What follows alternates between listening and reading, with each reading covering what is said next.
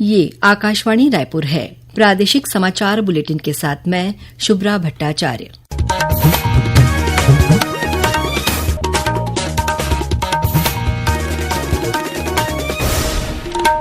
और अब पेश है आज के मुख्य समाचार। ईडी ने आज भिलाई में पूर्व मुख्यमंत्री भूपेश बघेल के निवास पर छापा मारकर उनके बेटे चैतन्य बघेल को किया गिरफ्तार। नारायणपुर जिले के अबूझमाड़ क्षेत्र में सुरक्षा बलों के साथ हुई मुठभेड़ में 6 माओवादी मारे गए। केंद्र सरकार ने छत्तीसगढ़ से केंद्रीय पूल के लिए चावल उपार्जन के लक्ष्य को करीब 8 लाख मीट्रिक टन बढ़ाया। और पूर्ववर्ती कांग्रेस सरकार के कार्यकाल के दौरान हुए कथित बोरेबासी घोटाले की जांच विधायकों की समिति करेगी। आज विधानसभा में श्रम मंत्री ने की घोषणा। अब समाचार विस्तार से। प्रवर्तन निदेशालय ईडी की टीम ने आज पूर्व मुख्यमंत्री भूपेश बघेल के बेटे चैतन्य बघेल को गिरफ्तार कर लिया है। ईडी की टीम आज सुबह भिलाई स्थित पूर्व मुख्यमंत्री श्री बघेल के निवास पहुंची। शराब घोटाला मामले में चैतन्य बघेल से पूछताछ के बाद उन्हें गिरफ्तार कर रायपुर कोर्ट में पेश किया गया। कोर्ट ने मामले की सुनवाई करते हुए चैतन्य बघेल को 22 जुलाई तक 5 दिनों की रिमांड पर ईडी को सौंप दिया है। भिलाई में कांग्रेसी नेताओं और कार्यकर्ताओं ने चैतन्य बघेल की गिरफ्तारी को लेकर विरोध प्रदर्शन किया। इस दौरान पुलिसकर्मियों और कार्यकर्ताओं के बीच हल्की धक्का मुक्की भी हुई। वहीं आर्थिक अपराध अन्वेषण ब्यूरो ईओडब्ल्यू और एंटी करप्शन ब्यूरो एसीबी ने कोयला घोटाला मामले में आरोपी देवेंद्र डटसेना को गिरफ्तार कर लिया है। इस पर करीब 100 करोड़ रुपए की अवैध वसूली करने का आरोप है। गिरफ्तारी के बाद देवेंद्र डटसेना को कोर्ट में पेश किया गया, जहां से उसे पुलिस रिमांड पर भेज दिया गया है। इस बीच आज विधानसभा में भी पूर्व मुख्यमंत्री भूपेश बघेल के घर ईडी की दबिश का मामला गूंजा। कांग्रेस के सदस्यों ने पूर्व मुख्यमंत्री भूपेश बघेल के बेटे चैतन्य बघेल को ईडी द्वारा हिरासत में ले जाने पर नारेबाजी की। इसके बाद कांग्रेस के सदस्यों ने सदन की दिन भर की कार्यवाही का बहिष्कार कर दिया। नेता प्रतिपक्ष डॉ चरणदास महंत ने आरोप लगाया कि ये कार्रवाई सरकार के दबाव में हो रही है। विधानसभा की कार्यवाही का बहिष्कार करने के बाद कांग्रेस विधायकों के साथ नेता प्रतिपक्ष डॉ चरणदास महंत ने अपने कक्ष में आपात बैठक ली। इस अवसर पर पूर्व मुख्यमंत्री भूपेश बघेल सहित कांग्रेस के सभी विधायक मौजूद थे। राज्य विधानसभा के मानसून सत्र के अंतिम दिन आज पूर्ववर्ती कांग्रेस सरकार के कार्यकाल के दौरान हुए कथित बोरेबासी घोटाला का मामला गूंजा। सदन में इस मुद्दे को भाजपा सदस्य राजेश मूणत, अजय चंद्राकर और धर्मजीत सिंह ने उठाया। भाजपा सदस्यों की मांग पर श्रम मंत्री लखनलाल देवांगन ने विधायकों की एक टीम बनाकर इस मामले की जांच कराने की घोषणा की। गौरतलब है कि कांग्रेस शासनकाल के दौरान 1 मई यानी श्रमिक दिवस के मौके पर छत्तीसगढ़ी खान पान को बढ़ावा देने के उद्देश्य से बोरेबासी खिलाने का प्रावधान किया गया था, जिसके लिए पूर्ववर्ती कांग्रेस सरकार ने 8 करोड़ रुपए से अधिक खर्च किए थे। वहीं आज शून्यकाल में नेता प्रतिपक्ष डॉ चरणदास महंत, पूर्व मुख्यमंत्री भूपेश बघेल और अन्य कांग्रेस सदस्यों ने हसदेव अरण्य में पेड़ कटाई का मुद्दा उठाते हुए स्थगन प्रस्ताव पर चर्चा कराने की मांग की। नेता प्रतिपक्ष डॉ चरणदास महंत ने कहा कि कोयला खनन के नाम पर जंगल उजाड़ना सही नहीं है। ग्राम सभा की स्वीकृति नहीं ली गई, फिर भी खनन शुरू कर दिया गया। उन्होंने कहा कि तमनार क्षेत्र में खनन के नाम पर जंगल उजाड़े जा रहे हैं। वहीं पूर्व मुख्यमंत्री भूपेश बघेल ने कहा कि तमनार में पेसा कानून का उल्लंघन हो रहा है। एनजीटी के नियमों और वन अधिकार कानून का उल्लंघन किया जा रहा है। बाद में विधानसभा अध्यक्ष डॉ रमन सिंह ने विपक्ष के स्थगन प्रस्ताव को अस्वीकार कर दिया। इस पर विपक्षी सदस्यों ने सदन में जमकर हंगामा किया। शोर शराबे के बीच विधानसभा अध्यक्ष ने सदन की कार्यवाही 5 मिनट के लिए स्थगित कर दी।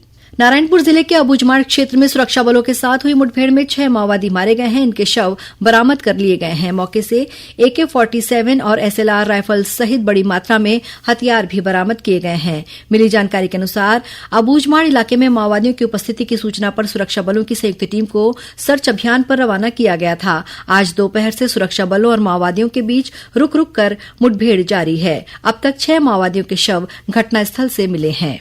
केंद्र सरकार ने खरीफ विपणन वर्ष 2024-25 के लिए छत्तीसगढ़ से केंद्रीय पूल के लिए चावल उपार्जन के लक्ष्य को 70 लाख मीट्रिक टन से बढ़ाकर 78 लाख मीट्रिक टन कर दिया है।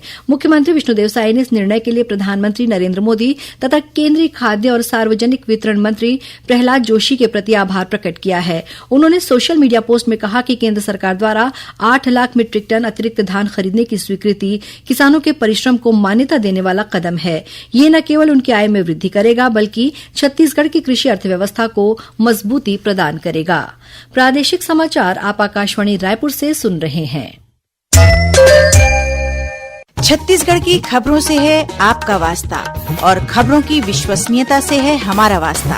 आकाशवाणी समाचार रायपुर के प्रादेशिक समाचार बुलेटिन के साथ ही हमारे समसामयिक कार्यक्रम आप रेडियो के अलावा अपने मोबाइल पर भी सुन सकते हैं। आकाशवाणी समाचार फेसबुक, ट्विटर और यूट्यूब पर भी उपलब्ध है। हमारा Facebook page Chhattisgarh news on AIR, Twitter handle CGAIR news और हमारा यूट्यूब चैनल है छत्तीसगढ़ AIR न्यूज। तो अब रेडियो के साथ ही आपके मोबाइल के जरिए भी हम पहुंच रहे हैं आप तक। छत्तीसगढ़ की हर खबर के लिए सुनते रहिए आकाशवाणी समाचार।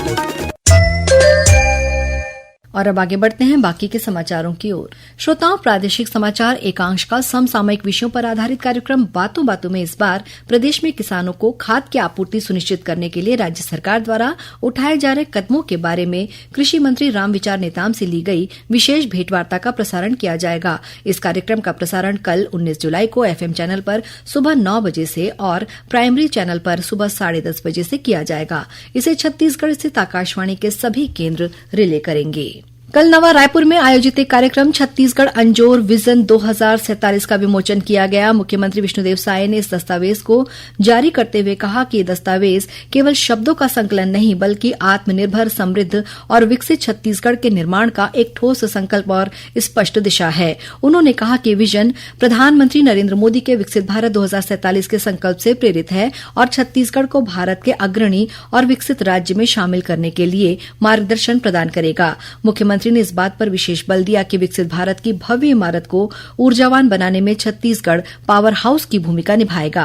कार्यक्रम को संबोधित करते हुए वित्त मंत्री OP चौधरी ने कहा कि दृष्टि पत्र 13 प्रमुख सामाजिक आर्थिक विषयों पर केंद्रित है, जिसमें शिक्षा, स्वास्थ्य, उद्योग, कृषि, अधोसंरचना और कौशल विकास जैसे क्षेत्र शामिल हैं। स्वच्छता के क्षेत्र में उत्कृष्ट प्रदर्शन के लिए छत्तीसगढ़ के 7 नगरीय निकायों को राष्ट्रीय पुरस्कार मिलने पर उप मुख्यमंत्री अरुण साव ने खुशी जाहिर की है। आज रायपुर में पत्रकारों से चर्चा करते हुए उन्होंने कहा कि ये छत्तीसगढ़ के लिए ऐतिहासिक उपलब्धि है। ऐतिहासिक उपलब्धि है। पहली बार रायपुर को 7 स्टार रेटिंग मिली है।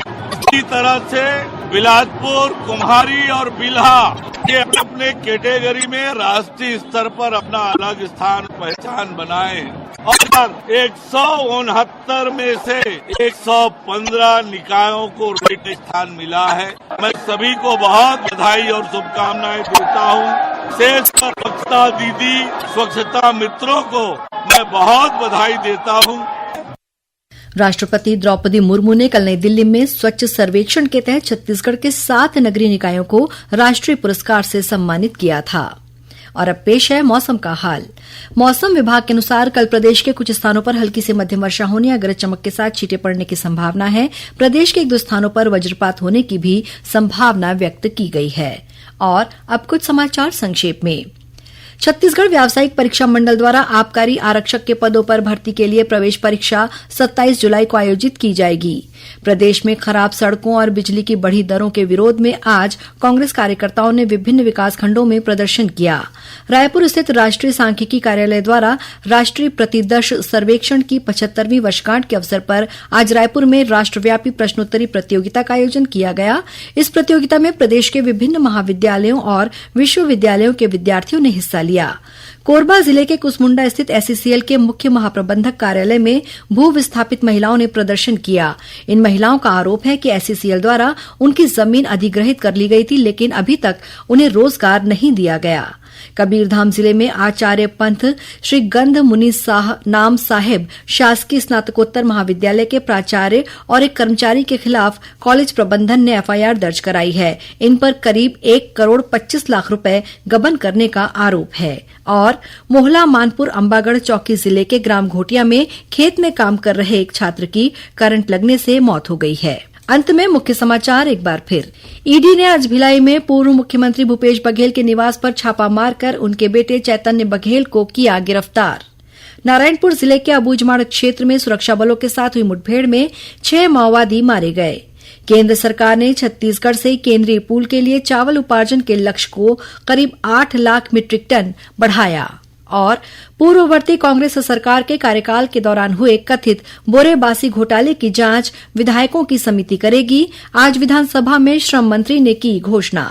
इसी के साथ प्रादेशिक समाचार बुलेटिन समाप्त हुआ। नमस्कार।